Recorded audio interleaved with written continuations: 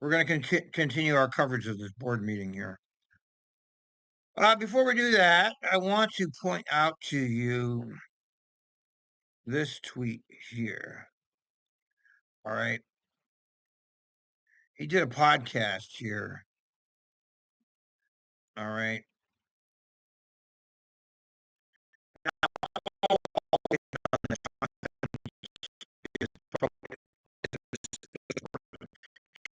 He's establishment.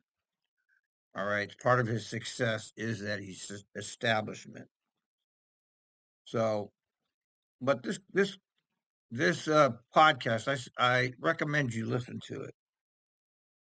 He did a fairly decent job in the beginning, but he also, I'm not going to play it here because I just don't want to. But he also threw out a couple of psyops here. Okay. First of all, he said it was like January 6th at one point in this.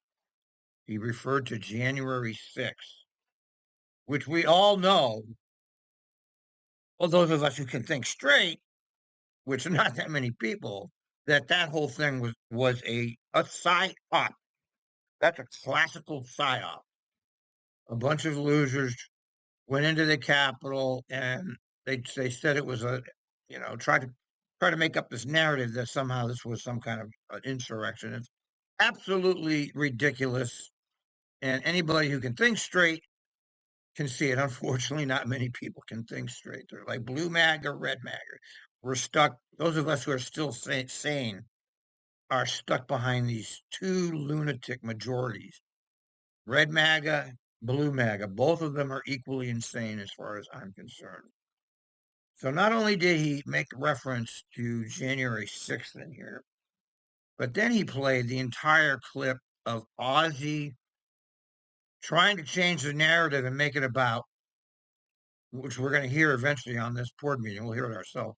But then he tried to, he gave full coverage to Ozzy's psyop, whether he's running this himself or whether this was coordinated with the approval of the management. We don't know. But he also gave full coverage to Ozzy's statement, trying to put this onto Opal, which is a classic psyop. You try to get the view of the public off of the offenders, off the people that are doing the war crimes, off the board who's actually literally hurting the poorest people. The board is doing the evil deed. But he tried to say that this had something to do with Opal getting, he tried to blame Opal, but he said Opal has no business paying people, which is not the point. It's bullshit. But Jonathan covered that totally. He didn't cover any of Kathy, who was on the side of the no fear people. So Jonathan, be careful when you read his stuff. I've known him. I don't know him, but I've been, you know, I've followed his stuff.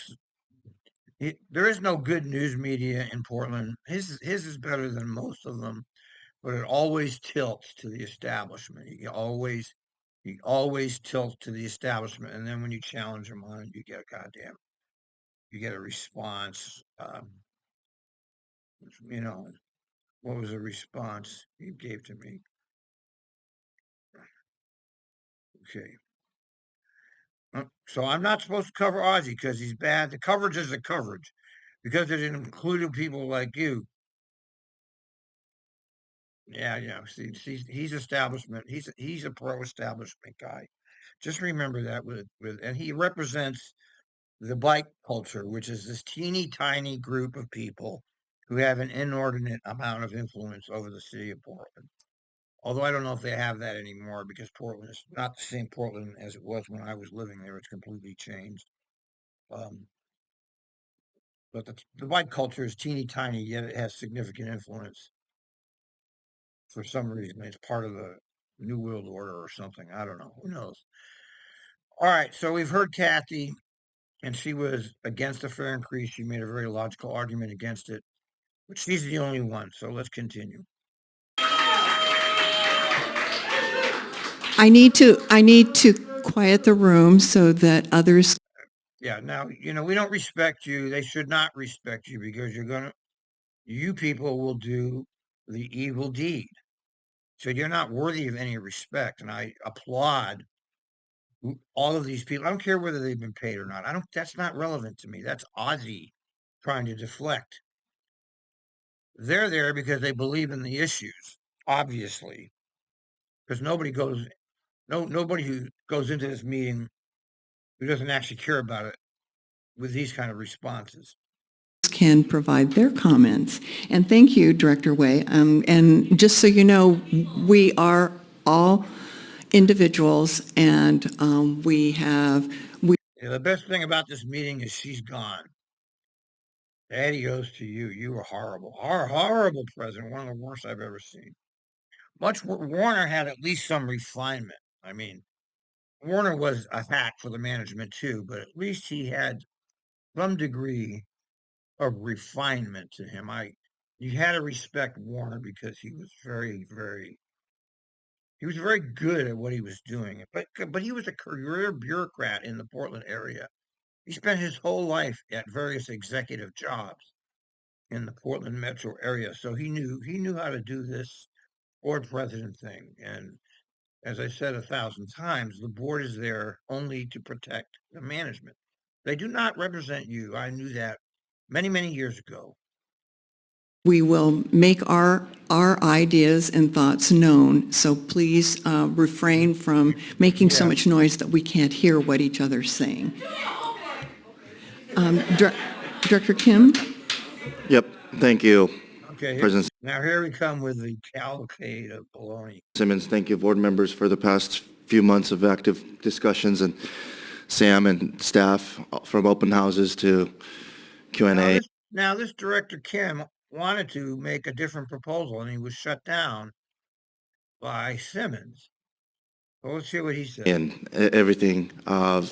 Really appreciate all of the hard work that everyone has done. And also, I'll be remiss not to thank the public members for making personal sacrifices to come out here. So thank you for your time to share testimonies today. I'm Thomas Kim, a board member representing Washington County. No, he represents TriMet management, okay? When they say they represent a place, that's a psyop. It's not true. It's a psyop. I'm going to point out every psyop that goes on here. They do not represent you. They never have. In all the years I've been watching this, they've never represented the people. And I want to start by saying that I'm committed to establishing a long-term development strategy that does not rely on fare box revenue, right? Notably, and it's a long-term development strategy, right? And notably, through the newly established Fare Subsidy Exploration Committee within TIAC, led by Director Kathy Way, I see TriMet doubling down on this commitment. I personally will, and I see that. And what are you, fucking stupid? TriMet is not doubling down on fare-free transit. Don't fucking gaslight us, Mr. Kim. And although we do have a robust reduced fare program to provide mitigation to some of the most vulnerable members of our community, I do understand how fare adjustment would be a blow to some of our community members. And as of today, we have a budget shortfall that's a lie.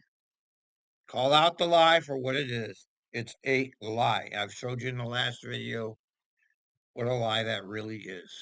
But they're going with the lie, which, by the way, Jonathan Mouse never mentioned any of that, of course. threatening TriMet's ability to provide even the current level of mobility solution. Yeah, it's just a lie. It's just gaslighting lie. Okay, they cut your service 22%. Let me tell you what that represents in dollars. Okay, at one time they were 300 operators short.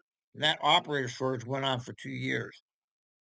Each operator costs 100,000. 30 operators is 300 operators represents $30 million. So they had 2 years where they were short 30 operators. They saved $60 million by allowing the operator shortage to exist. They cut your service, and now they're trying to tell you that if we don't raise fares, it's going to imperil the service, and it's a lie. And I'm sorry so many people don't understand that, but it's a lie. It's actual lie. And the immediate alternative to balancing the book today would be to reduce our services that many of us and our families so desperately rely on. So he's all written out ahead of time. And that would not be okay.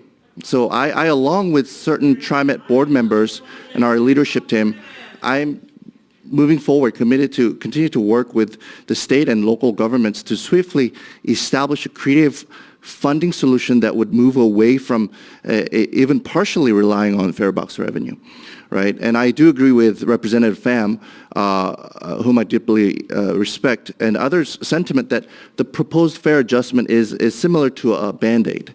And I do believe that this agency's continued reliance on the fare box revenue is temporary in nature in the 21st century, especially in the context of...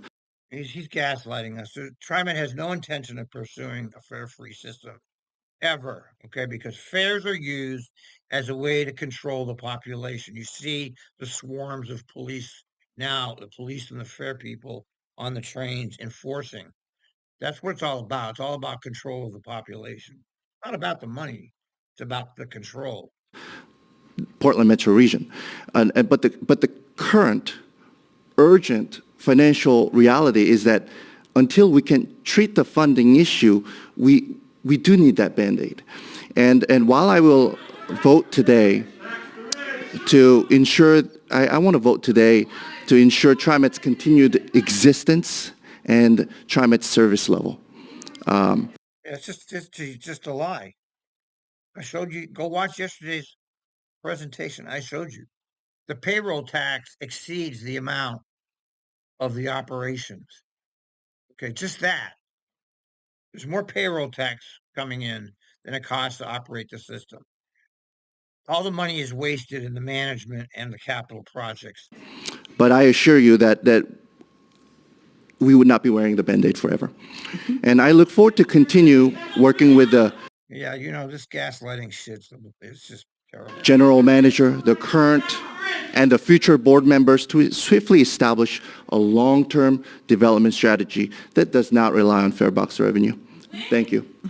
Thank you. Right. Director Bauman? I'm going to cut these into segments because each testimony needs to stand alone of the board.